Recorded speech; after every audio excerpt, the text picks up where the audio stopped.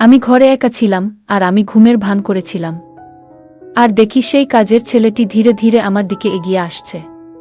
একটু অস্বস্তি অনুভব করছিলাম। কাজের ছেলে এসে আমার কাছেই দাঁড়িয়ে গেল।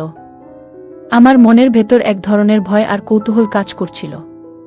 কিন্তু তার পরবর্তী আচরণ আমাকে বিস্মিত করল। সে হঠাৎ আমার কাঁধে আলতো করে হাত রাখল। সে মুহূর্তে আমি কিছুটা অবাক হয়ে গেলাম। কিছুক্ষণ স্থির হয়ে রইলাম, কথা বলার জন্য ঠিক কি বলবো তা বুঝতে পারছিলাম না। তারপর সে, আমার নাম পূজা। আমি ছিলাম অনেক সুন্দর আর আকর্ষণীয়। আমি শহরে থাকায় সব সময় মডার্ন শর্ট ড্রেস পরে থাকতাম, যা আমাকে আরও আকর্ষণীয় করে তুলত। আমার স্বামী সব সময় এসব ড্রেস আমাকে দেখতে পছন্দ করতেন। তিনি আমাকে অনেক ভালোবাসতেন। বন্ধুরা, রেডি হয়ে যাও, আজকের গল্পটা অনেক বেশি স্পেশাল, কেউ মিস করো না। আর গল্পগুলো ভালো লাগলে ভিডিওটি লাইক, শেয়ার এবং চ্যানেলটি সাবস্ক্রাইব করো প্লিজ। আমার বিয়ে যে পরিবারে হয়েছে সেখানে আমার স্বামী ছাড়া আর কেউ ছিল না। আমার স্বামী তার বাবা মায়ের একমাত্র সন্তান ছিলেন। তার বাবা মা খুবই ধনী ছিলেন, কিন্তু এক দুর্ঘটনায় তারা দুজনেই মারা যান। এরপর সমস্ত সম্পত্তি আমার স্বামীর নামে হয়ে যায়। আমার স্বামী তখন সম্পূর্ণ একা এবং অগাধ সম্পত্তির মালিক ছিলেন। আমাদের বাড়িতে সবকিছুই ছিল, কিন্তু একটাই জিনিসের অভাব ছিল, সন্তান। আমার স্বামী ব্যবসার কাজে খুব ব্যস্ত থাকায় এই বিষয়ে কখনো ভাবেননি। কাজের কারণে তিনি প্রায় বিদেশে থাকতেন। আমি বাড়িতে এক রানীর মতো থাকতাম। বাড়ির সব কাজের জন্য কর্মচারী ছিল, তাই আমাকে কিছুই করতে হতো না। দৈনন্দিন রুটিনের মতোই আমার স্বামী আমাকে জানালেন যে তিনি ব্যবসার কাজে বিদেশে যাচ্ছেন। তিনি বললেন, আজ রাতেই আমার ফ্লাইট, তুমি নিজের যত্ন নিও। সেই রাতেই আমার স্বামী বিদেশের উদ্দেশ্যে রওনা দিলেন। আমি রাতটি বেশ শান্তিতে কাটালাম। সকালে ঘুম ভেঙে আমি ঘরের বাইরে তাকিয়ে দেখি আমার 16 বছর বয়সী বাড়ির কাজের ছেলে রান্নাঘরে নাশতা বানাচ্ছে। যদিও তার বয়স 16, তবে তাকে বড়দের মতো দেখাচ্ছিল। সে দেখতেও অনেক সুন্দর ছিল। খুব মনোযোগ সহকারে সে তার কাজ করছিল। কাজ শেষ করেই সে নিজের ঘরে চলে যেত। তবে আমার মনের এক কোণে তার প্রতি একটা অদ্ভুত আকর্ষণ তৈরি হচ্ছিল। আমি একজন আধুনিক এবং রূপসী নারী ছিলাম। বেশিরভাগ সময় আমি একাকী থাকতাম, যা আমার জন্য অনেক কষ্টের ছিল। আমার পোশাকগুলোও বেশ আধুনিক ছিল। অন্য কেউ হলে এতদিনে হয়তো আমার প্রতি আকৃষ্ট হয়ে পড়ত। আমি সব সময় ছোট পোশাক পরতে ভালোবাসতাম, কিন্তু আমার এই কাজের ছেলে কখনো আমার দিকে সেভাবে তাকাতই না, যা আমাকে কিছুটা অস্থির করে তুলেছিল। তখনও আমি ছোট পোশাক পরেই ছিলাম, আর পোশাক পাল্টানোর প্রয়োজনও মনে করিনি। সেই অবস্থাতেই রান্নাঘরে গিয়ে পৌঁছালাম। আমি তাকে নিজের দিকে আকৃষ্ট করার চেষ্টা করলেও সে প্রতিবারই আমাকে উপেক্ষা করত। রান্নাঘরে তখন শুধু আমরা দুজনই ছিলাম, আর বাড়িতেও সারাদিন আমরা একাই থাকতাম। কিছুদিন এভাবে কাটতেই আমার মধ্যে তার প্রতি একটা বিশেষ আকর্ষণ তৈরি হতে লাগল। তবে সে যেন এমন এক অদ্ভুত মনের মানুষ ছিল যে আমার মতো সুন্দরী একজন নারীকে একা পেয়েও তেমনভাবে আকৃষ্ট হচ্ছিল না। যতই চেষ্টা করতাম ততবারই ব্যর্থ হতাম। আজও আমি ইচ্ছা করে বিশেষ ধরনের পোশাক পরে তার সামনে এলাম এবং বললাম, আমার জন্য নাশতা তৈরি করে দাও তো, একটু তাড়াতাড়ি। সে একবার তাকিয়ে চোখ নামিয়ে নিল এবং বলল, আমি আপনাকেই নাশতা বানিয়ে দিচ্ছি ম্যাডাম। তার এমন সরলতা যেন আমাকে আরও বিভ্রান্ত করে তুলল। হঠাৎ আমার মনে হলো, যখনই আমি তার সামনে যাই সে সবসময় কোনো না কোনো কাজে ব্যস্ত থাকে, তাই সে হয়তো চোখ এড়িয়ে যায়। মনে হলো তাকে ফাঁকা সময়ের সামনে পাওয়া দরকার। মাথায় একটু চিন্তা এলো। একদিন তাকে বললাম, আজ আমার শরীরটা ভালো লাগছে না, তাই নাশতা আমার ঘরে নিয়ে এসো। আমার কথায় সে একটু থেমে গেল, কারণ এ পর্যন্ত আমার ঘরে কোনো পুরুষ কাজের ছেলে যায়নি। সাধারণত তারা রান্নাঘর কিংবা বাইরের কাজেই সীমাবদ্ধ থাকত। সে কখনোই আমার ঘরে প্রবেশ করেনি। তবে আজ আমি তাকে ঘরে ডেকে আনলাম। আমি ভাবছিলাম, সে তো একজন পুরুষ, যতই উপেক্ষা করুক আমার মতো আকর্ষণীয় একজন নারীকে এড়াতে পারবে না। ঘরে গিয়ে আমি একদম স্বাভাবিকভাবে বসে রইলাম। কিছুক্ষণ পর সে দরজায় নক করল। আমি তাকে ভেতরে আসতে বললাম। সে একটু দ্বিধাগ্রস্ত হয়ে ঢুকল এবং খাবারটি রেখে চলে যাচ্ছিল।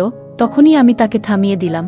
আমি তাকে বললাম, তুমি একা একা রান্নাঘরে এত কাজ করো, নিশ্চয়ই ক্লান্ত হয়ে পড়ো।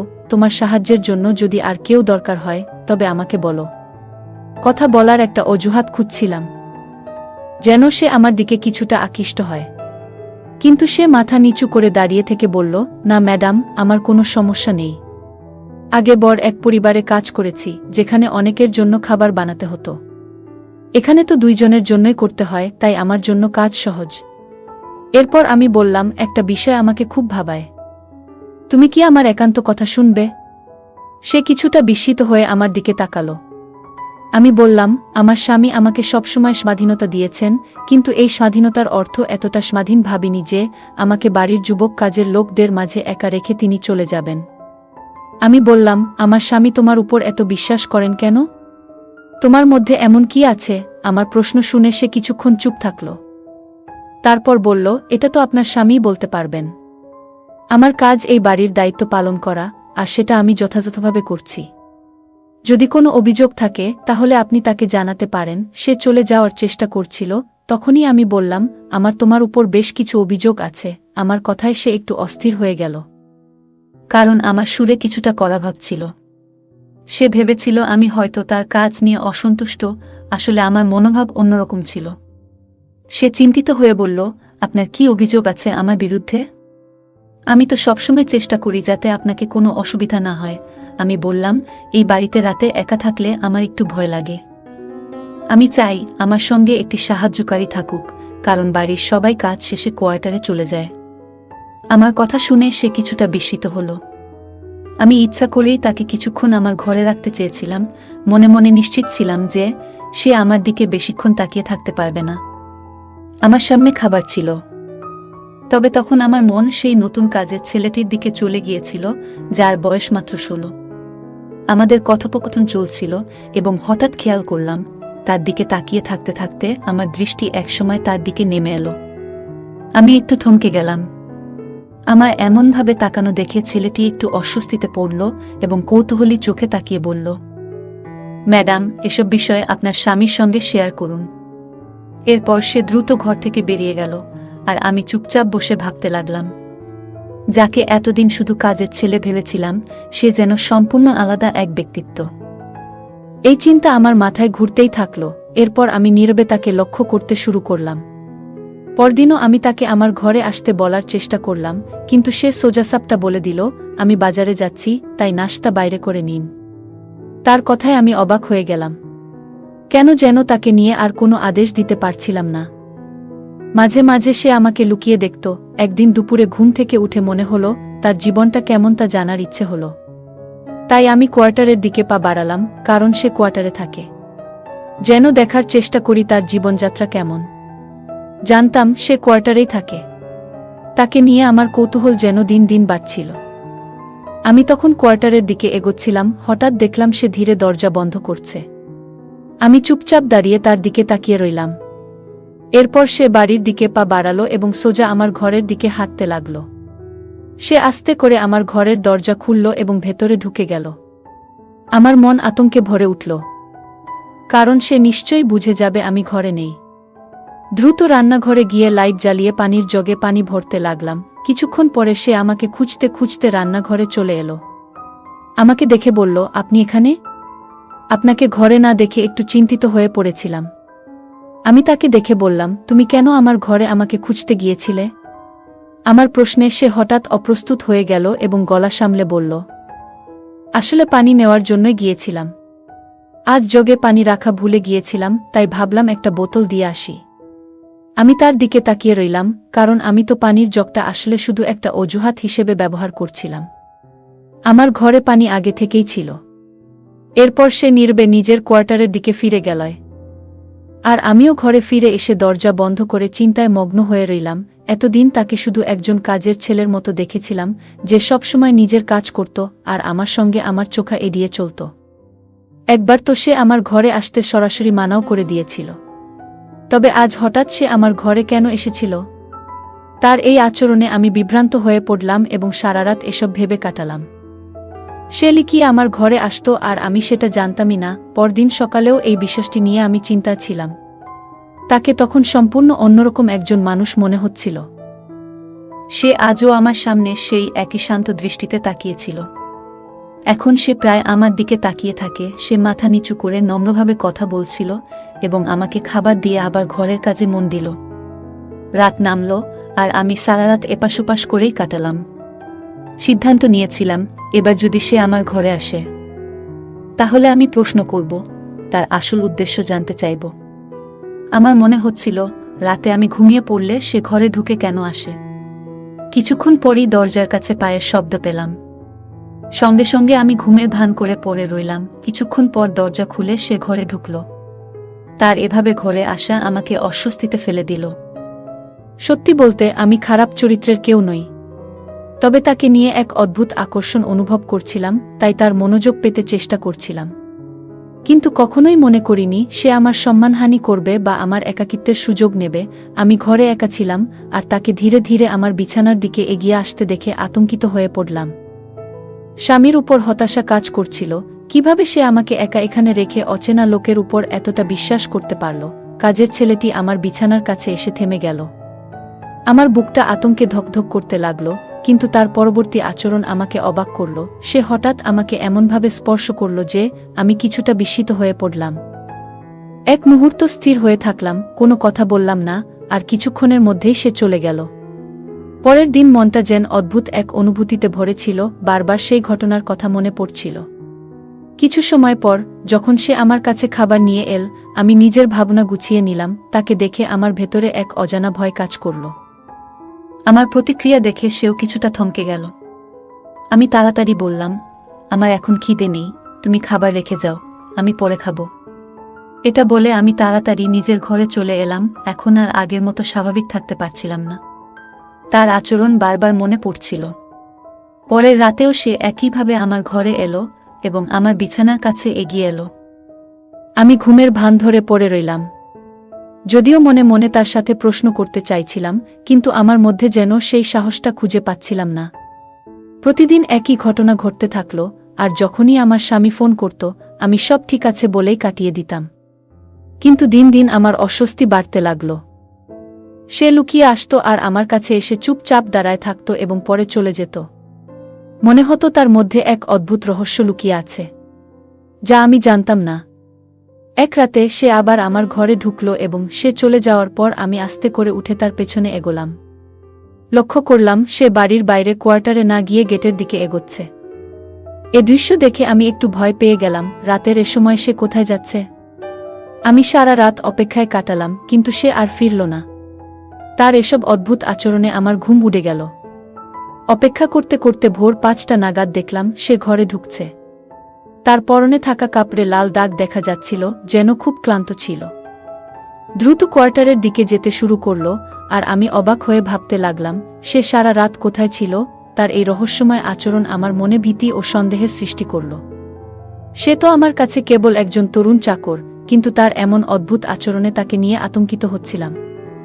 আগে তার কাছাকাছি থেকে ভয় পেতাম না, কিন্তু এখন তার প্রতিদিনের এই রাতের কার্যকলাপ আমার মনে অস্বস্তি বাড়াচ্ছিল।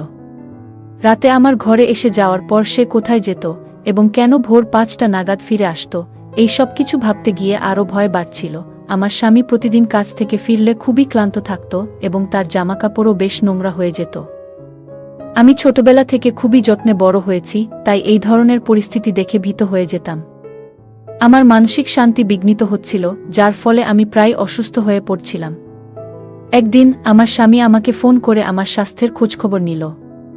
কথা বলতে গিয়ে আমি চোখের পানি ধরে রাখতে পারলাম না এবং তাকে বললাম যে আমার একজন কাজের মহিলা প্রয়োজন। আমি এখানে একা পুরুষ কর্মচারীদের সাথে থাকতে আরামবোধ করি না। আমার স্বামী আমাকে শান্ত করার চেষ্টা করল এবং বলল, তুমি এখনও বাইরের জগৎ সম্পর্কে ভালোভাবে জানো না। অনেক সময় এই ধরনের গৃহকর্মীরা বিশ্বস্ত না হয়ে চুরি করে বা সমস্যা সৃষ্টি করে। তাই আমি তোমার নিরাপত্তার ব্যাপারে চিন্তিত। কিন্তু আমি এই কর্মচারীকে পুরোপুরি বিশ্বাস করি। আমি শিগগিরই বাড়ি ফিরে আসব। তার এই কথাগুলো শুনে আমি অবাক হলাম। আমার মনে হচ্ছিল, কেন আমার স্বামী এই কর্মচারীর উপর এতটা বিশ্বাস করছে। তাকে বললাম, তুমি ঠিক বলেছ, সবাইকে বিশ্বাস করা যায় না। অনেক সময় মানুষ মুখোশ পরে আমাদের মতো সরল মানুষদের বোকা বানায়। এরপরে আমি নিজেও একটু আতঙ্কিত হয়ে পড়েছিলাম, এই ভেবে যে হয়তো এই কর্মচারী তেমন ভালো নাও হতে পারে যতটা আমার স্বামী তাকে মনে করছে। তবে আমার স্বামী আমাকে বলল, আমি তাকে চোখ বন্ধ করেই বিশ্বাস করি। এ বিষয়ে যদি কেউ আমাকে কিছু উল্টোপাল্টা বলে, তাও আমি বিশ্বাস করব না, কারণ আমি নিশ্চিত যে সে তোমার সাথে কিছু ভুল করতে পারে না। তাকে নিয়ে আমার পূর্ণ আস্থা আছে। আমার স্বামীর এই কথাগুলো শুনে আমি খুব চিন্তায় পড়ে গেলাম। মনে হলো হয়তো আমার স্বামী আমার কথাগুলো বিশ্বাস করবে না। সত্যিটা জানাতে চাইছিলাম, তবে সেদিন আর কথা বাড়ালাম না, কিন্তু একা একা চিন্তা করতে করতে আরও বিচলিত হয়ে পড়লাম। গৃহকর্মীর দৈনন্দিন কাজের রুটিন আগের মতোই চলছিল। রাতের বেলায় সে বাড়ির ভেতর ঘুরে বেড়ায়, যখন তখন বেরিয়ে যায়। তার এই আচরণে আমি আতঙ্কিত হয়ে পড়লাম। বারবার ইশারায় স্বামীকে জানাতে চেষ্টা করলাম, কিন্তু সে কিছু শুনতে চাইছিল না। একদিন আমি শেষমেশ স্বামীকে বলে বসলাম যে একজন স্বামীর উচিত তার স্ত্রীর কথায় বিশ্বাস রাখা। আমি জানি এই কর্মচারী আসলে যেমন দেখায় তেমন নয়, এবং সে মাঝে মাঝে বেশ অদ্ভুত আচরণ করে। আমার কথা শুনে স্বামী অবাক হয়ে বলল, কেন, সে এমন কি করে যা তোমাকে ভীত করে তুলছে? আমি তো তোমার কথা কিছুই বুঝতে পারছি না। আমি কিছু বলার আগেই হঠাৎ সেই গৃহকর্মী চায়ের কাপ নিয়ে এসে আমার সামনে দাঁড়ালো এবং আমাকে কঠিন চোখে তাকালো। আমি আতঙ্কে জমে গেলাম। কথার প্রসঙ্গ পাল্টে তাড়াতাড়ি ফোন রেখে দিলাম। সেই চাকর এসে বলল, আপনার স্বামীর সাথে অকারণে এ ধরনের কথা বলে তাকে চিন্তিত করবেন না। যদি আমার উপর আপনার কোনো সন্দেহ থাকে, সরাসরি আমাকে জিজ্ঞাসা করুন। আমি তো কখনো আপনার সাথে খারাপ কিছু করিনি এবং সব সময় খুব নম্রভাবেই কথা বলেছি। আপনি নিশ্চিন্ত থাকুন, আমি আপনাকে কোনো ক্ষতি করব না। তার কথাগুলো নম্র শোনালেও আমি বুঝতে পারছিলাম সে আসলে আমাকে সতর্ক করছে যেন আমি আমার স্বামীকে কিছু না বলি। আমি চুপ করে থাকলাম। তার দৃষ্টি নিজের থেকে সরাতে বললাম, না, তোমার উপর সন্দেহ নেই, তবে একাকিত্ব ও ভয় আমায় কাবু করে ফেলছে। আমি একা থাকতে পারছি না, তাই চাইছি যেন একজন মহিলা সহকারী আমার সাথে থাকে। সে আমাকে এক ধরনের ভাবলেশহীন চোখে কিছুক্ষণ দেখে নিয়ে বলল, আপনি চিন্তা করবেন না, এখন থেকে আপনার আর ভয় লাগবে না। আমি নীরবে মাথা নাড়লাম, কিন্তু মনে মনে সিদ্ধান্ত নিলাম যে আমার স্বামীকে সব বলতেই হবে। এরপর থেকে গৃহকর্মী যেন আমাকে নজরে রাখার কাজ শুরু করল। আগে কাজ শেষ করেই কোয়ার্টারে চলে যেত, কিন্তু এখন সে সারাদিন বাড়ির আশেপাশে ঘোরাঘুরি করত এবং প্রায়ই আমার ঘরের দিকে উকি দিত। তার এই অদ্ভুত আচরণে আমি ভয় পেতে শুরু করলাম। আমার মনের অবস্থা ক্রমেই খারাপ হয়ে উঠছিল। অসহায়ত্ব যেন চরমে পৌঁছে গিয়েছিল। না পারছিলাম আমার স্বামীকে কিছু বলতে, না পারছিলাম এই গৃহকর্মীর থেকে মুক্তি পেতে। আমার মনে হচ্ছিল সে যেন আমাকে নিজের নিয়ন্ত্রণে নিয়ে ফেলেছে। ঠিক সেই সময় আমার স্বামী আমাকে জানালেন যে তিনি বাড়ি ফিরছেন। এই খবর শুনে আমার মুখে আনন্দের ছোঁয়া এলো। আমি অপেক্ষা করতে লাগলাম যেন সামনে বসে তাকে সব কিছু জানাতে পারি। কিছুদিন পর আমার স্বামী বাড়ি ফিরে এলেন। কাজের ছেলে আবার আগের রুটিনে ফিরে গেল, কাজ শেষ করেই বাইরে চলে যাচ্ছিল। আমি তখন স্বামীর সাথে একান্তে সময় কাটাচ্ছিলাম। আমার অবস্থা দেখে স্বামী অবাক হয়ে বললেন, তুমি এত দুর্বল হয়ে পড়েছ কেন? বাড়ির সব ব্যবস্থাই তো রয়েছে, আর এই গৃহকর্মীও তো বলেছে যে সে তোমার বেশ খেয়াল রেখেছে। আমি তার উপর বিশ্বাস করি, সে নিশ্চয়ই ঠিকমতো খেয়াল রেখেছে। তবে কি এমন কি ঘটেছে যা তোমাকে এমন দুর্বল করে দিয়েছে? তার কথা শুনে আমি চুপচাপ তাকিয়ে রইলাম। তখনও তিনি গৃহকর্মীকে একজন ভালো কর্মচারী হিসেবেই দেখছিলেন। আমি বললাম, আমার সমস্যার কারণ এই চাকর। আমি তার সাথে স্বস্তি পাচ্ছি না। আমি চেয়েছিলাম যেন কোনোভাবে আমার স্বামী তাকে দূরে রাখে। প্রতিদিন সে আমার ঘরে আসত, আর আমি চাইলেও কিছু করতে পারছিলাম না। আমি জানতাম সে বুঝে গেছে যে আমি তার উদ্দেশ্য সম্পর্কে সচেতন। আমার কথা শুনে স্বামী গভীরভাবে চিন্তায় পড়লেন এবং বললেন, আমাকে ক্ষমা করো। আমি জানতাম না যে সে এমন হতে পারে। অন্ধবিশ্বাস করেছিলাম। তার চোখে অবিশ্বাসের ছাপ ছিল, তবে আমি তাকে বোঝাতে সক্ষম হলাম যে এটাই সত্য। সে আমার স্বামীকে এতটাই মানসিক কষ্ট দিয়েছিল যে একদিন তার শরীর খারাপ হয়ে যায় এবং তাকে হাসপাতালে নিয়ে যেতে হয়। আমি খুবই উদ্বিগ্ন হয়ে পড়লাম, যদি স্বামীর কিছু হয়ে যেত, তবে আমি নিজে বাঁচতে পারতাম না। আমার স্বামীর জন্য চোখের পানি ফেলছিলাম, তখনই হঠাৎ সেই চাকর এসে বলল, আপনি কি এমন কিছু বলেছেন যা তার এ অবস্থার কারণ হয়েছে? আমি অবাক হয়ে বললাম, তিনি আমার স্বামী, আমি যখন ইচ্ছা তার সাথে কথা বলতে পারি। সে আমার কথা শুনে চলে গেল। 10 দিন পর আমার স্বামী সুস্থ হয়ে বাড়ি ফিরলেন। আমি চুপচাপ ছিলাম এবং তাকে বললাম, আমি আসলে কোনো গোপনীয় কিছু বলিনি। বাড়িতে কিছুই ঘটেনি, শুধু চাইছি তুমি আমার পাশে থাকো। আমি তাকে বোঝানোর চেষ্টা করলাম, কিন্তু তিনি বললেন, তুমি এভাবে কথার প্রসঙ্গ বদলাচ্ছ কেন? আমি নিশ্চয়ই সেই গৃহকর্মীকে জিজ্ঞেস করব এবং তাকে বাড়ি থেকে বের করে দেব। আমি বিশ্বাস করতে পারছি না, এতদিন তাকে ভরসা করে এসেছি, অথচ সে আমাদের এমনভাবে ঠকিয়েছে। স্বামীর কথায় আমি অস্বস্তিতে পড়লাম। তিনি মানসিক চাপে ছিলেন এবং দৃঢ় সিদ্ধান্ত নিয়েছিলেন গৃহকর্মীর সাথে কথা বলার। কিন্তু আমি ভীত ছিলাম, কারণ মনে হচ্ছিল যদি আমার স্বামী গৃহকর্মীর সাথে কথা বলেন তবে সে হয়তো তাকে আরও বিপদে ফেলবে। আমি ভেবেছিলাম আমার স্বামীকে গৃহকর্মীর কাছ থেকে বিপদে পড়তে দিই না। তাকে এ বিষয়ে বোঝানোর অনেক চেষ্টা করলাম, কিন্তু তিনি একবারও শুনলেন না। একদিন স্বামী আমাকে শপিংয়ে পাঠালেন, আর আমি চিন্তায় পড়ে গেলাম, এতক্ষণে তিনি হয়তো চাকরটির সাথে একাই কথা বলছেন। মনের অস্থিরতায় শপিং বাদ দিয়ে তৎক্ষণাৎ বাড়ি ফিরলাম। ঠিক যেমন ভাবছিলাম, স্বামীর ঘর থেকে তর্কাতর্কির আওয়াজ শোনা যাচ্ছিল। আমার স্বামী খুব রেগে গিয়ে গৃহকর্মীকে কিছু বলছিলেন। তার কথায় আমি হতবাক হয়ে গেলাম। আমার স্বামী বলছিলেন, আমি তো বলেছিলাম সেই তাবিজটা সতর্কতার সাথে আমার স্ত্রীর উপর থেকে সরিয়ে বাইরে গিয়ে মাটিতে পুঁতে রাখতে। আমি এটি সন্তান লাভের জন্য সংগ্রহ করেছি। আসলে সে অসুস্থ, আর তাই তাকে জানাতে চাইনি। গোপনে তোমাকে দিয়ে এই কাজটি করাতে চেয়েছিলাম, কিন্তু হয়তো সে কিছু সন্দেহ করেছে। এ কথা শুনে আমি কান্নাজড়িত অবস্থায় ঘরে ঢুকলাম। এতদিন ধরে স্বামী আমাকে বলেছিলেন যে তার নিজেরই শারীরিক অসুস্থতা আছে, তাই সন্তান হচ্ছে না। কিন্তু আসল সত্যি ছিল, অসুস্থ ছিলাম আমি। আমার অসুখ এমন যে চিকিৎসার পাশাপাশি বিশেষ পদ্ধতির দরকার।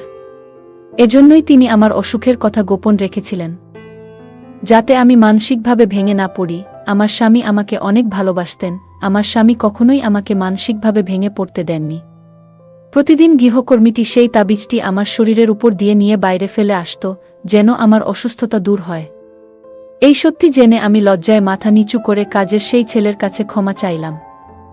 এরপর আমি ডাক্তারের পরামর্শে চিকিৎসা করালাম, এবং কয়েক বছর পর আমার মা হওয়ার সুসংবাদ এলো। এখন আমি ও আমার স্বামী, আমাদের সেই বিশ্বস্ত কাজের লোক, একসাথে সুখে শান্তিতে জীবন কাটাচ্ছি। বন্ধুরা, যদি এই গল্পটি ভালো লেগে থাকে তাহলে দয়া করে ভিডিওটি লাইক করুন এবং আমাদের চ্যানেলটি সাবস্ক্রাইব করুন। পাশে থাকা বেল আইকনটি প্রেস করুন, যাতে করে আমরা যখনই নতুন ভিডিও আপলোড করি তার নোটিফিকেশন সবার আগে আপনার কাছে পৌঁছে যায়। ধন্যবাদ, দেখা হবে আমাদের পরবর্তী ভিডিওতে।